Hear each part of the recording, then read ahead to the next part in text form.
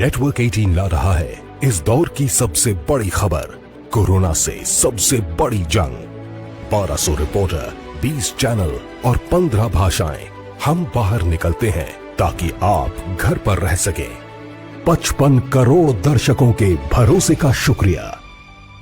Network 18 group, Bharat का सबसे बड़ा मीडिया नेटवर्क। बिहार इलेक्शन के नताज पर कर्नाटक में भी बहस जारी है। कांग्रेस नताज पर सवाल उठा रही है, ईवीएम के साथ छेड़छाड़ के इल्जामात आयद किए जा रहे हैं।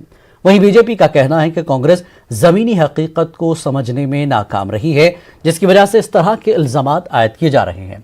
बीजेपी के रियासती नायब सदर मालकिया गुत्तेदार का कहना है कि पीएम मोदी की करिश्माती शख्सियत बिहार में सब पर भारी रही, जिसकी वजह से बीजेपी का मुजाहरा शानदार रहा है।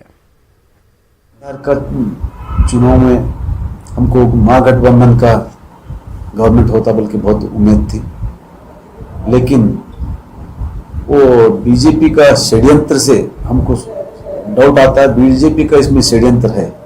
क्यों बोले तो ईवीएम मशीन से उन्होंने हैक करके हमको हर इलेक्शन में हार जा रहे हैं। क्यों बोले तो बैलेट पेपर से इलेक्शन में होना चाहिए। बैलेट पेपर से हो गए तो इनका हकीकत मालूम होता है, क्या कौन पॉपुलरिटी है, कौन काम करे है, क्या नहीं बोल के। पीएम मोदी का है, अमित शाह का है, जेपी नड्डा का है, एंटायर हमारा बीजेपी टीम का है।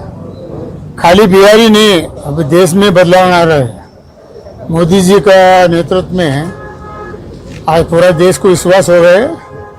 इनके हाथ में अगर हम सत्ता दिए तो ये भारत देश सुरक्षित रहता है।